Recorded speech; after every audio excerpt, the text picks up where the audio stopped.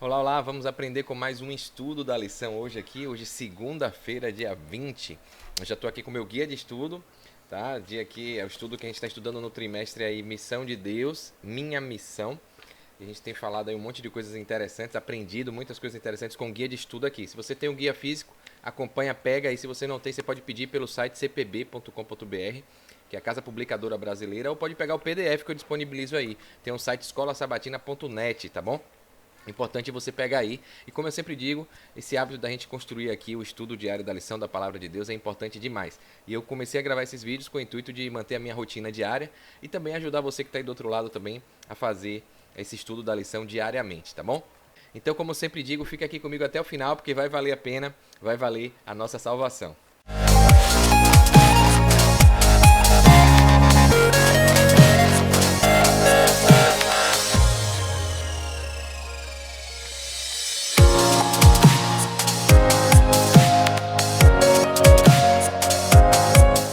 Bem, vamos lá então, né? Como sempre, a nossa oração aqui inicial. Querido Deus amado Pai, muito obrigado, Senhor, pelo dia maravilhoso que a gente tem, pela honra, né, de ter a oportunidade de viver mais um dia contigo, pela nossa família.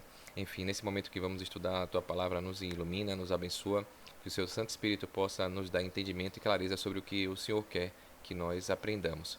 Perdoa os nossos pecados, abençoa cada pessoa que está aqui acompanhando esses estudos e que a gente possa, de fato, amadurecer espiritualmente para prepararmos para a Sua volta. Perdoa os nossos pecados em nome de Jesus. Amém. Então vamos lá, né? Vamos pegar aqui a transição de sempre aqui. Começar aqui o nosso estudo. Hoje, segunda, dia 20 de novembro, tá bom? Missão em favor dos necessitados é o tema da lição da semana aí, tá? Dessa semana que a gente está estudando. Então, se você não pegou aí os estudos do sábado, tá aqui no card aqui o sábado, domingo também, que foi ontem. E hoje, segunda-feira, a gente usa aqui também alguns outros guias, né? Eu pego na escolasabatina.net, pego do professor Gilberto Brasiliano, para a gente enriquecer mais o nosso estudo. Então aqui, o tema do dia de hoje, né? Unicamente os métodos de Cristo, né?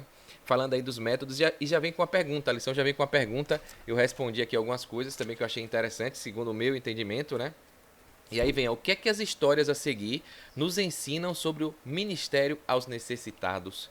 E aí fala de João, capítulo 5, versos de 1 a 9, e Marcos, capítulo 1, do verso 23 ao 28. Ele dá duas passagens bíblicas para a gente estudar e aí ver o que é que essas histórias, né, ensinam a gente sobre o ministério aos necessitados. Então esse estudo aí, na verdade, se a gente pegar aqui unicamente os métodos de Cristo, o que é que quer dizer, traduzindo em outras palavras mais fáceis, né, ajudando como Cristo ajudava. Então o método que Cristo fazia, qual era, como era. Então a ideia desse guia de hoje é ajudar a gente a fazer a missão, né, a obra de Deus, como Cristo também fez e deu exemplo aqui. Tá? Então aqui a gente tem aqui em João 5, né, de 1 a 9, eu peguei, você pode procurar na sua Bíblia, mas eu peguei aqui já para a gente não perder muito tempo pesquisando aqui na Bíblia online. João 5, de 1 a 9 fala aqui, ó, e Jesus desceu a Jerusalém, no verso 2, ora, em Jerusalém há, próximo à porta das ovelhas, um tanque chamado Betesda. Alguns guias, ou algumas lições, algumas versões aí trazem um nome Betseda, ou Betsedá, né, e esse aqui tem Betesda, então, né, pode variar um pouquinho isso aí. O qual tem 5 alpendres, né? No verso 3 aqui fala, nestes jazia grande multidão de enfermos esperando o movimento da água, porque um anjo descia em certo tempo ao tanque e agitava a água, e o primeiro que ali descia sarava de qualquer enfermidade que tivesse. E estava ali um homem que havia 38 anos que se achava enfermo, né? Ou seja, mais de 30 anos ali enfermo. E Jesus, vendo esse deitado e sabendo que estava neste estado havia muito tempo, disse-lhes, queres ficar são? Que pergunta, né? Quer ficar curado? Né? Que pergunta aí, Jesus poderia, né? Imagina se está ali doente, para saber como é que estava ali a mentalidade da pessoa, né? A fé, a confiança, enfim. Como é que pergunta a pessoa que está doente há 30 anos se ela quer ficar curada? Pode ser que, às vezes, a dor, o sofrimento já até tira as esperanças da pessoa, né? Pode falar assim, né? Não tem um jeito não, já estou aqui na pior, enfim. Então, o enfermo respondeu-lhe, Senhor, não tem homem algum que quando a água é agitada me ponha no tanque. Mas enquanto eu vou, desce outro antes de mim. Então o homem falou assim, Senhor, em outras palavras, eu até quero, mas eu tento descer aqui, eu não tenho ninguém para me ajudar. Quando a água se agita, o anjo desce aqui nessa água e agita. Não tem ninguém que eu vai. Quando eu tento ir, alguém já foi na minha frente, já passou e já fica curado antes de mim. Então ele não respondeu o que queria, mas deu uma desculpa, né? E às vezes a gente fica dando desculpas, né? Eu já fico um aprendizado aqui que eu vi nesse início do guia de hoje, é isso. Quem não quer, dá desculpa, né? Às vezes procura justificativas para explicar o seu fracasso, né? A sua falta de conquista do objetivo que deseja, né? Então a gente tem que ficar muito atento com isso aqui para não ser igual a pergunta era simples, eu quero. Queres ficar ação? A resposta é tão simples, né? Sim, eu quero. E aí a pessoa não respondeu, mas aí falou, em outras palavras, que queria, né? Que gostaria até, mas ele justificou. Mas assim, ó, eu até tento ir, mas enfim, eu não consigo. Desce outro antes de mim, enfim, sempre dando justificativas, dando desculpas, né? Isso é ruim demais, é um hábito que o ser humano cria e que dificulta a nossa realização de objetivos pessoais, de realização de sonhos. Então, vamos ser mais práticos, mais objetivos nas nossas respostas que a vida nos traz, né? Então, não é fácil porque a gente fica acostumado, né? Numa zona de conforto sem conforto, fica ali sem esperança, sem perspectiva e acaba, às vezes, agindo como esse homem aqui. E Jesus disse, levante-te, toma o teu leito e anda. Logo aquele homem ficou são e tomou seu leito e andava. E aquele dia era sábado, né? Então aqui está dizendo que isso foi no sábado. Isso é interessante também, o guia coloca aqui, né? Que muita gente critica, muita gente cria polêmica com relação à guarda do sábado. O guarda é um dia santo, um dia para se guardar, para descansar. E a Bíblia, os 10 mandamentos, fala lá no 4º mandamento que é para lembrar do dia de sábado e guarda, não é para trabalhar, não é para fazer nada que seja de interesse pessoal, né? E muita gente não estuda o contexto da Bíblia. Os fariseus, os escribas, os mestres da lei, os doutores que estavam ali para criticar, para tentar pegar falhas, eles interpretavam errado, que não podia fazer nada no sábado. E o sábado, na verdade, a guarda do sábado não é essa. Aqui está falando de missão, de ajudar necessitado, e Jesus foi no sábado e ajudou alguém, curou alguém. E muita gente falou, como é que pode o cara, né? Jesus está dizendo que é Messias, que está curando no sábado, trabalhando no sábado. Mas Jesus não estava trabalhando, Jesus estava ajudando o próximo, Jesus estava ajudando o necessitado. É lícito fazer o bem no sábado. Então, no sábado você pode fazer qualquer coisa que não venha interesse pessoal seu, não venha te dar lucro financeiro ou lucro em qualquer outro tipo de lucro pessoal. Então você tem que fazer para o outro, para o próximo, né? Então é isso que as pessoas fazem no sábado. Guardam, vão à igreja, estão mais perto com Deus, visitam familiares, visitam pessoas que estão necessitadas, doentes, ou ficam até em casa mais com a família, vão perto da natureza para se conectar melhor com a natureza, ou seja, fazer coisa para estar mais conectado com Deus, mostrando que você está amando a Deus, separou esse dia, o santo significa separado, né? Então Deus santificou, abençoou e santificou o sábado. Então a ideia é separar para você fazer coisas que você não faz durante a semana, né? E não para você ficar parado dormindo o dia todo sem fazer nada, pregado sem fazer nada, como os fariseus, os escribas ali às vezes interpretavam. E aqui Jesus curou no sábado, dando exemplo de que é lícito fazer o bem, você pode ajudar pessoas, ajudar necessitados no dia de sábado. É um dia perfeito, né, para mostrar o amor de Deus. Marcos 1, 23, 28 fala aqui, ó. Estava na sinagoga deles um homem com um espírito imundo, o qual exclamou, que temos contigo, Jesus Nazareno? Ele estava endemoniado, cheio de espíritos maus ali, né? E aí falaram com Jesus, né? O que é que você quer aqui, Jesus, né, de Nazaré? Vieste destruir-nos? Veio destruir a gente? Bem sei quem és, o Santo de Deus. Então os demônios identificaram e sabiam que Jesus era filho de Deus. Então imagina, tinha escriba ali, mestre da lei, a gente viu nos estudos anteriores que questionavam quando Jesus falou que ia perdoar pecados, né? A gente viu isso ontem, do bom samaritano e do paralítico, que a gente viu ontem, que é esse homem aí, que está dizendo que perdoa pecado, que é isso, que é aquilo. Então não conseguia enxergar a divindade de Jesus como filho de Deus, né? E aqui os espíritos maus, né? Os demônios, quando Jesus se aproximou, falou, o que é que você quer aqui, Jesus de Nazaré? A gente se conhece, sabe quem você é o santo de Deus, né? Então imagina o testemunho disso ali, né? E Jesus repreendeu-os. Cala a boca, não fale nada e saia dele, né? Então o espírito imundo, convulsionando e clamando com grande voz, saiu dele. Então o demônio saiu gritando ali, saiu, fez a pessoa ficar em convulsão e saiu, né? E todos se admiraram, dizendo, o que é isso? Pois com autoridade ordena até os espíritos maus, os demônios, e eles obedecem. O demônio obedeceu, né? E logo correu a sua fama por toda a província da Galiléia. Então esses dois versos trazem isso aí. E a pergunta, na verdade, é essa aqui, traduzindo aquela pergunta do início, né? Como é que a cura desse paralítico no tanque ali de Betesda e a expulsão desse demônio aí no homem da sinagoga ensina como a gente deve cuidar dos necessitados? Então dá um pause aí, o que é que você acha, faz esse exercício aí, essa atividade, pegando esses dois exemplos que a gente acabou de ler, o que é que você acha, o que é que você pensa, como essas histórias, esses exemplos de ajuda a quem estava ali endemoniado, quem estava ali doente, paralítico também, com essa missão que a gente tem, esse dever que a gente tem, essa obrigação que Deus coloca pra gente de ajudar os necessitados. Então responde aí.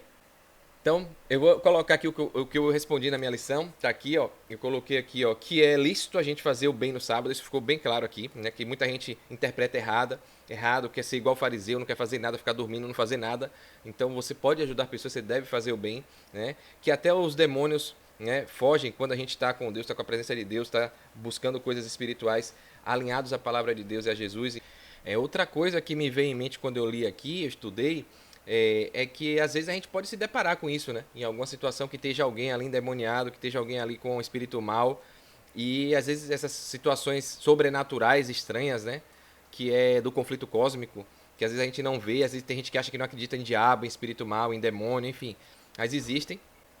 E essa situação, esse contexto pode deixar a gente meio que temeroso, né? Com medo, com caramba, que negócio estranho é isso aí, eu tenho medo. O comportamento mais comum que todo mundo tem é se mandar, né? Correr, dar no pé, né? Mas você pode também, de alguma forma, se conectar a Deus, pedir sabedoria e tal, orar ali, ler algum salmo, né? Tem muita gente que lê o Salmo 91, né? Eu já vi, quando era desde criança, algumas experiências com minha mãe, com outras pessoas perto da minha, da minha casa, da igreja, onde a gente congregava no interior.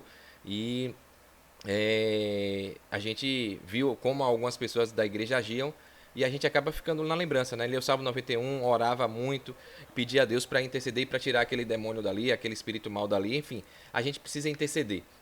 Não é fácil, né? É difícil, mas a ideia do guia é mostrar que em qualquer situação aqui, ó, essas histórias nos mostram Jesus se sociabilizando com as pessoas, vendo os seus problemas e fazendo todo o possível com compaixão para ajudá-las. Então, ainda que a situação seja adversa, que seja fora da nossa zona de conforto, nos dê medo, né, pavor, a gente precisa se compadecer e pedir a Deus forças, sabedoria para Ele agir e deixar o seu poder fluir através de nós, né? Então, porque não é a gente que faz nada, é Deus, é o Espírito Santo. Né? A gente só precisa ser um instrumento, só precisa ali se conectar e proferir as palavras para que Deus faça a obra dele, tá bom? Então é interessante a gente colocar isso aqui.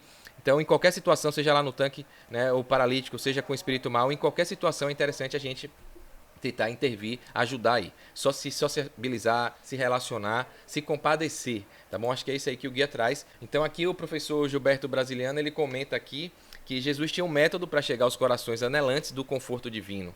Ele primeiro se interessava pelas pessoas, ouvia suas necessidades, atendia-os de maneira física e depois de forma espiritual. A gente falou isso ontem também, né? Então ajudar, estar perto, se aproximar, criar um relacionamento, para depois da experiência do convívio, da confiança, a gente aí falar da questão espiritual. Marcos 6:34 relata isso.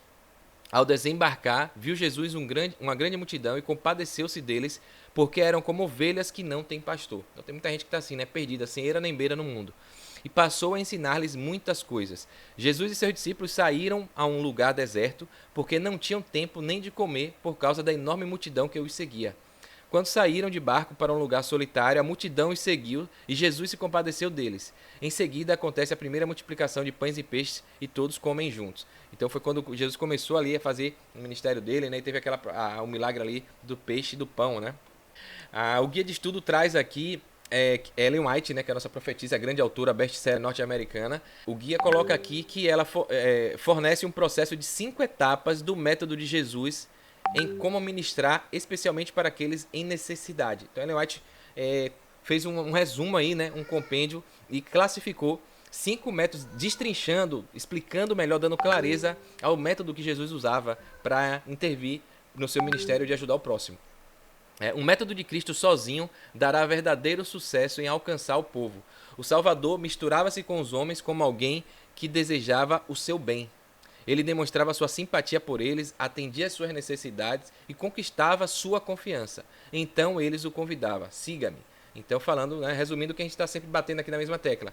Tem toda uma estratégia para você, antes de chamar para seguir a Cristo, a palavra de Deus, ser um cristão, né, e ser um pregador também da mensagem, do Evangelho, tem um passo a passo. Ela listou aqui 5 tópicos, eu vou ler aqui rapidinho. O primeiro, que é o que a gente já tinha visto, mas ela só destrincha, né? Tem muita gente também que não entende o papel de Ellen White, de um profeta, de uma profetisa, né? Ela elucidar, ela dá clareza, dá mais detalhes de uma coisa que está na palavra de Deus. Então ela não fala nada de si mesma. Ela até coloca isso, né? Ela só tem visões, sonhos, experiências, né? e interpretações inspiradas por Deus para nos dar mais entendimento sobre o que Deus queria trazer na Bíblia. Então, ó, e é perfeito como tudo se encaixa, né? Então ela não se contradiz, ela não aumenta, ela não inventa, né? Ela coloca de fato o que está o contexto ali acontecendo. Então, primeiro ela coloca, ó, devemos nos misturar com os indefesos, gastar tempo conhecendo-os e entender suas necessidades com a intenção de fazer o bem a eles. Veja o que Jesus fez com o paralítico à beira da piscina, né, do tanque ali, de Betesda. Jesus estava ali no meio da grande multidão de enfermos, cegos, coxos e paralíticos. Então, é se misturar, né? Então, é como eu falou, de ser sal da terra, tem que estar na, sal tem que estar na panela para dar sabor ao alimento. Então, se você não tiver na panela ali, no meio da galera, para que você ser sal, né? Ser luz, ser uma vela debaixo da cama, vai clarear o quê? Então, tem que estar no meio, né? A ideia é essa aqui. Então, primeiro é se misturar, se relacionar, criar amizades, criar vínculos, chegar como uma pessoa que quer o bem, ser empático, simpático, enfim. Esse é o primeiro método aí. Tá? Lá em João 5,3. Em segundo lugar, precisamos mostrar simpatia. Isso pode ser desafiador em alguns casos devido à desconfiança, né? E porque às vezes as pessoas usam a bondade como um meio de conquistar a confiança de alguém a quem mais tarde abusam, né? Tiram proveito. Então hoje a gente está nisso, né? Quando alguém chega, tem aquele ditado que fala: quando a esmola é demais, o cego desconfia, né? Então, assim, ou o santo desconfia, porque tem alguma coisa errada. Essa pessoa está me ajudando assim do nada. Infelizmente, o mundo que está frio no amor, todo mundo egoísta. Então, as pessoas pensam até assim: tá bom demais para ser verdade. Tem alguma coisa, vai querer o quê? Tem alguma pegadinha aqui. Então, as pessoas não estão acostumadas com atos de bondade, de solidariedade. Então, a gente tem que chegar com toda uma sabedoria, com a inspiração divina, pedir a Deus sabedoria, sem muito exagero, sem muito, para chegar de uma forma que você seja simpático, que você não crie desconfiança, né? Então, tanto por quem quer ser ajudado, como para você também, né? Às vezes você quer ir, mas você não sabe se aquela pessoa que está ali está fingindo. Como eu falei, a gente acha que está usando droga, está fingindo, está querendo roubar a gente, está querendo fazer alguma artimanha, se passando por necessitado para a gente ir e ele nos enganar. Então, é uma via de mão dupla aí, tanto a desconfiança de lá para a gente, quanto de nós para a pessoa, né? Então, não é fácil por isso. Então, ó, aí ele coloca aqui, ó, no entanto, Deus nos chama a mostrar simpatia sem esperar nada em troca. Então, a gente tem que ir mesmo com a cara e a coragem, com o escudo, né? A espada e o escudo, que é a palavra de Deus, o Espírito Santo, e ir com a proteção dele e dos anjos, sem medo, sem esperar nada em troca. Então a terceira etapa é atender às suas necessidades. Isso envolve mais do que apenas palavras. É preciso agir para atender as necessidades de um amigo ou de um estranho. Então foi o que ele falou, né? A fé sem ação é morta, né? Sem obra. Então Jesus conversou com o paralítico, perguntou o que ele queria e depois realizou um milagre em seu favor. Na história do homem possuído com espírito mau, né, um demônio, um espírito imundo, Jesus assumiu o controle completo da situação, fazendo pelo homem indefeso o que ele não podia fazer por si mesmo. Então o homem estava ali, possuído, endemoniado, às vezes até inconsciente, não sabia o que estava acontecendo, ele estava ali desligado, o demônio estava com posse dele, então Jesus que chegou e teve que fazer tudo. E às vezes a gente vai encontrar pessoas assim, né? Ou drogadas, ou dopadas ali, enfim, ou também endemoniadas, enfim, sem a consciência, sem a razão, né? E para a gente poder tomar uma atitude, né? A quarta etapa, ela cita aqui, é conquistar a confiança dessa pessoa, né? Desses necessitados. Quando ministramos às pessoas, quando as ajudamos, elas aprenderão a confiar em nós e no que dizemos a ela. Então a pessoa fica grata, tem essa reciprocidade, né? Você passa a ter uma autoridade porque você ajudou, foi bom, ela se sentiu bem e aí ela passa a confiar em você, né? Então você criou um vínculo. Portanto, quando fala, aí é a hora de falar de Jesus. Quando a gente fala de Jesus, sobre o amor, sobre o plano da salvação, elas estarão mais abertas para ouvir. Então é como se fosse assim, pô, como você cuidou de mim, você me fez o bem, eu vou te dar esse voto de confiança e ouvir o que você tenha falado desse Jesus aí. E aí é que está a importância da gente também estar estudando, estar em comunhão, entender, né?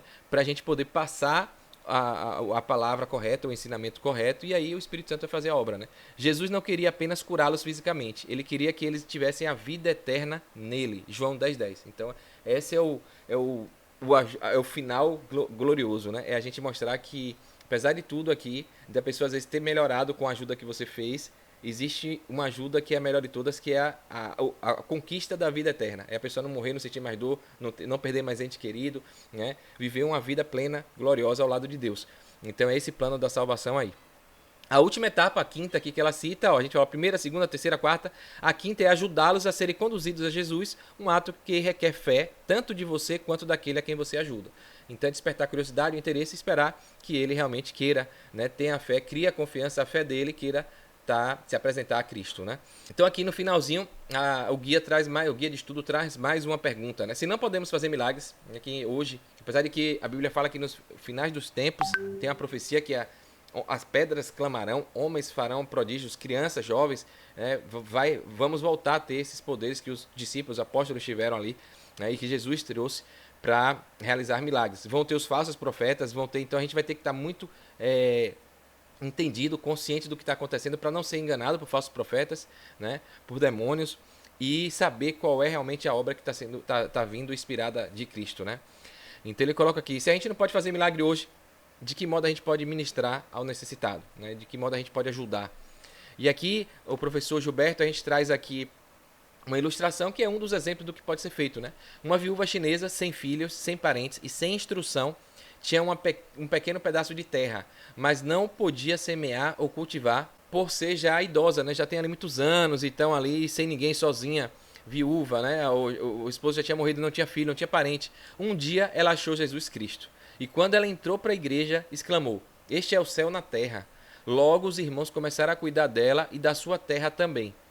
E o resultado desse cuidado foi uma boa colheita. Então, como os irmãos foram para a igreja, ela gostou muito, se adaptou, se sentiu acolhida, né? A importância da gente cuidar, até de quem chega na nossa igreja, que às vezes também a gente está tão entretido e atarefado com as coisas que chega uma visita e a gente nem dá atenção, né? Às vezes a pessoa chega ali, entrou, saiu e ninguém falou, não deu um bom dia, não acompanhou, não perguntou de onde era, não demonstrou interesse em conhecer a pessoa, em criar um relacionamento e a pessoa vai embora, né? Então a gente precisa ter esse cuidado aí, essa atenção, tá bom? E aí ela se sentiu acolhida, todo mundo ali, ela se sentiu em casa e falou: "Caramba, isso aqui é o céu na terra." E aí os irmãos conheceram, visitaram, né? Se aproximaram, criaram amizade, relacionamento. E aí viram que ela tinha uma terra que estava improdutiva, começaram a produzir, a cuidar dela e da terra, e aí deu uma boa colheita. E aí ela disse: "Sei agora o que significa viver em família." Seu coração se encheu de gratidão, sua boca de cânticos a Deus, e com o auxílio dos irmãos repartiu sua colheita com muitos pobres da região que nada tinham para comer, né? Logo, as pessoas atendidas por ela passaram a visitá-la e ela os evangelizava, mostrando Jesus como um amoroso Salvador. Então esse é um exemplo, não foi milagre, né? Mas ela era uma pessoa que estava viúva, sem muitas perspectivas de esperança, encontrou Jesus, alguém ministrou a palavra para ela, ela foi para a igreja, chegou, ela foi acolhida, criou um relacionamento, os irmãos ajudaram ela produziu numa terra que estava improdutiva, em todos os aspectos, físico, e foi compartilhar. Ela pegou os alimentos, como ela era sozinha, compartilhou com os pobres e ajudou, né? Se compadeceu, e aí depois ela foi falar de Jesus e aí também se tornou uma pregadora, né? Uma evangelizadora, uma pescadora de almas, de pessoas, né? Como Cristo ordenou para sermos, tá bom? Então, essa é uma das tantas maneiras que a gente pode ajudar os necessitados. A gente está falando disso durante a semana. Ellen White, para finalizar aqui, coloca: em amorável ministério, os servos de Deus devem ir ao encontro dos necessitados e dos pecadores e guiá-los à cruz. A cruz é no sentido de plano de salvação, né? O plano da redenção, que foi Jesus, o Filho de Deus, que veio, morreu por nós, perdoou nossos pecados na cruz, e ele aí fala: Pai, perdoa, porque não sabe o que fazem, e aí ele ressuscita e agora está intercedendo por nós, para que a gente possa, aceitando e obedecendo, ter a vida eterna, que foi o que ele conquistou pra gente, tá? Então a cruz significa isso, todo esse plano aí maravilhoso que a gente tem para morar com ele lá no céu. E em toda a sua obra devem tributar glória, honra e louvor àquele que é sobre tudo e sobre todos. Atos dos Apóstolos, página 330, é um dos outros livros, tantos livros que ela já escreveu. Aqui embaixo, Ellen White ainda completa: o homem deve cultivar a bondade e compaixão de Cristo. Não deve distanciar-se dos tristes, dos aflitos, dos necessitados e dos angustiados. Ou seja, a gente não deve se afastar, passar de largo, como na lição passada a gente viu do bom samaritano. A gente deve estar próximo, estar perto, se compadecer e tentar ajudar de alguma forma. Ser inovador, como um homem que levou o paralítico pelo telhado, abriu a telha e desceu. Ser criativo, pensar em uma solução. Em vez de focar no problema que não pode, dar justificativa, como o homem do tanque de Betesda ali deu, né? Ah, ninguém me ajuda, eu tô aqui, enfim. A gente tem que pensar como é que a gente vai resolver um problema, como a gente vai ajudar aquela pessoa e levar Cristo para ela, tá bom? Esse aqui tá no livro Beneficência Social, página 17. Então é isso, eu espero que você tenha gostado. Curte, comenta, responde aí o que é que você acha. Se inscreve no canal e clica no sininho, porque se fazendo isso você vai receber notificação sempre que eu postar aqui um vídeo novo. E o algoritmo do YouTube, nessa tecnologia da internet, ele vai ver que esse vídeo está sendo interessante e vai levar esse vídeo para outras pessoas também através das redes sociais aí da internet, tá bom? Então é isso, eu espero que a gente se veja amanhã, se Deus permitir. Um forte abraço, sucesso e fique com Deus.